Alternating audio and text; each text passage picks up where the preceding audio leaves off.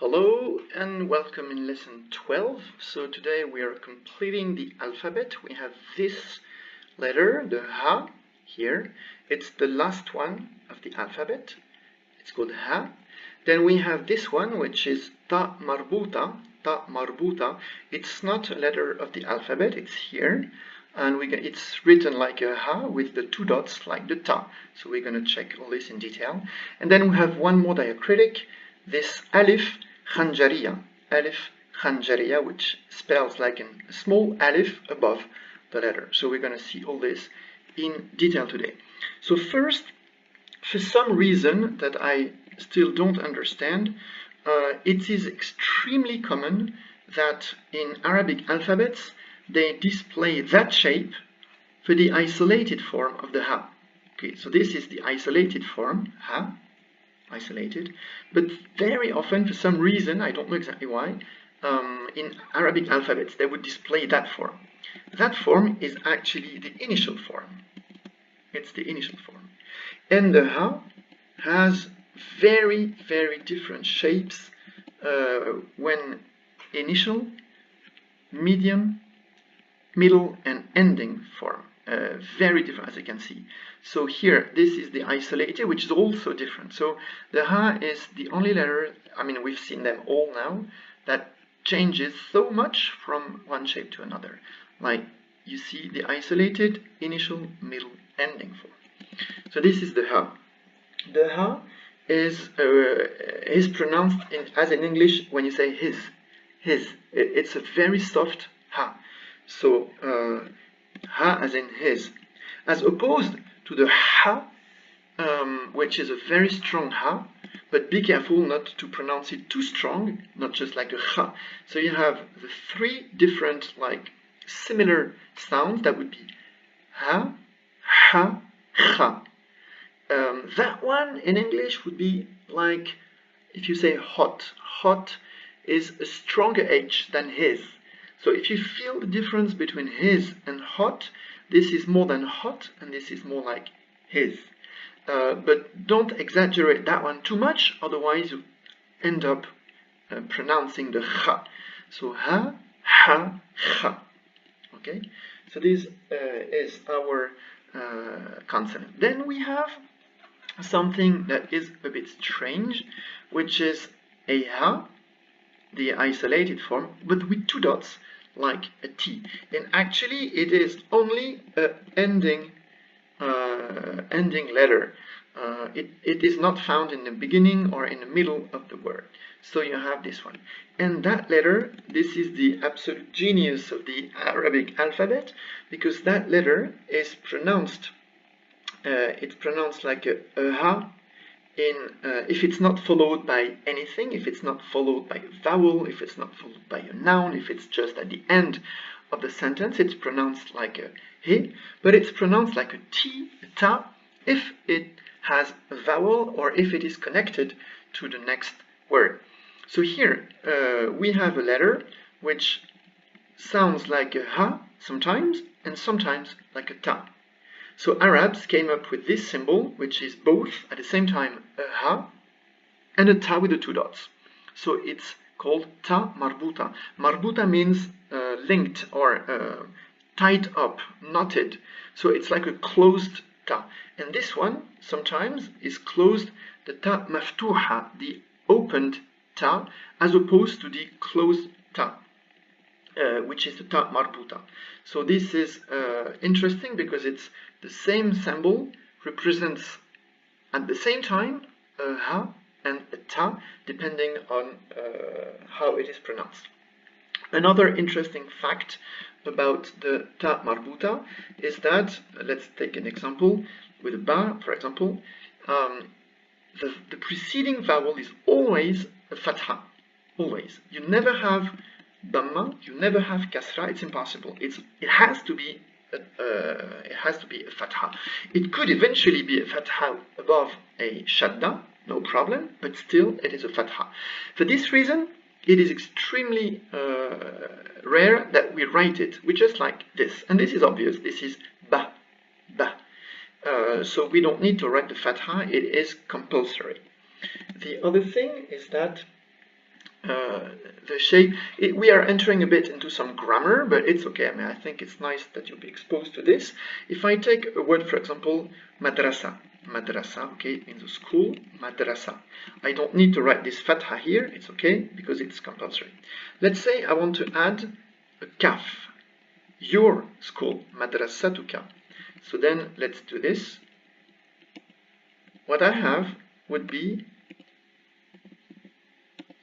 the ta here would be turned into a regular ta in order to put the kaf. So here we have madrasatuka. So this one here is the how you change the ta marbuta into a ta maftuha, a regular ta, in order to connect it to what comes next. Okay, so maybe it's a bit too early for you because you have not studied the language yet, but I think it's good that you be exposed to this and to understand how it works and why sometimes the ta marbuta seems to be disappearing. Here it is there in some way, but connected to the kaf. So this is about the ta marbuta. Then today we have another diacritic. This diacritic is an archaic sign. It is not used very much in modern Arabic. The keyboards, the Arabic keyboards, don't even have it. If you want to type it with a keyboard, you need to modify your keyboard, which I've done. So you can't type it on your keyboard, on a regular keyboard. But it is present in many very common words in modern Arabic, and it is everywhere in the Quran. So I think it's important to see it. If I write, for example, this word, هذه, which means this, actually what I pronounce is not this. What I pronounce is this. It's the. So here we have this one. So what is written is this. This is in modern Arabic, but what is pronounced is this هذه.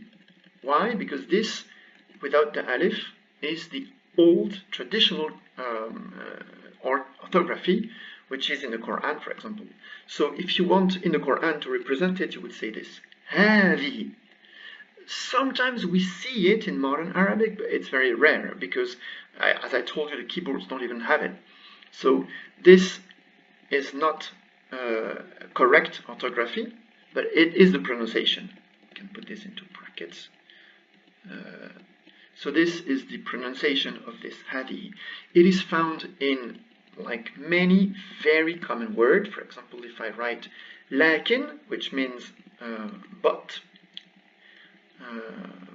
lakin, then it is lakin. So what is pronounced is actually lakin. This is what is pronounced, lakin. We also find this alif khanjariya. Khanjar means a dagger, like it's a knife, a dagger. So sometimes in English we call it the dagger alif, alif khanjariya. We also find it's not rare that sometimes people would put it on top of an alif maqsura, just to be sure it's not a ya. So hatta, this word hatta, it is not rare to see it with this alif, this alif khanjariya on top, just to be sure it's not hatti, it's hatta. Another very common word where we have this alif khanjariya is Allah, God. So this is how we spell God, Allah, and you see here there is this alif khanjariya on top. So when I spell Allah, I spell alif, lam, shadda, alif khanjariya, and hey, Allah. But because it is so common, the word processors, most of them, would automatically, without you typing the shadda and the fatha, and the alif, as soon as you add the he, boom, it changes to shadda alif khanjariya. So this is an extremely common word that has the alif khanjariya. As I said, in the Quran, it is extremely common. So for example, the word Malik in the first surah, Malik Yawmiddin, Malik would not be spelled like this. It would be spelled like this, Malik. And this is like everywhere in the Quran. The alif khanjariya is everywhere, in many, many words. In modern Arabic, it's only a few words that have retained the old orthography, like hadi, lakin, and a few more. Okay, so now I think we're ready. We can go into our exercises, reading exercises that I have prepared. Let's go. So we have هات, هلال, هو, هول, هيش, هيكل, هامش, هوى, وهب, يهب, شهر, جاهل, وجه, وجها, وجه, تجاه, مدرسة, هبة, ساعة, حياة, كبيرة, فتاة, مسلمة, هذا, هذه, لكن, الله, لله. One more detail. So you've heard here the lam is emphatic, Allahu, and here it's not emphatic, lillahi. So you remember what I said about the emphatic consonants. So we have 4 primary emphatic consonants, so da, ta, va, plus the ra when bearing a fatha or a dhamma, not a kasra. So here we have another one, which is the lam, but only in the word Allah. It's the only word where the lam is emphatic. And it is emphatic only if it has a fatha. It is not emphatic if it's preceded by kasra. So here we have Allahu, Allahu, emphatic Allahu. But here, because there is a kasra before, it goes lillahi, lillahi. So you hear the difference between la and la. And this is the only word where there is this emphatic lam. So I thought you didn't deserve a whole lesson. So it's good you heard it and you know it is there. Allah, lillah. Okay, so good for our lesson 12. Work hard and see you in lesson 13.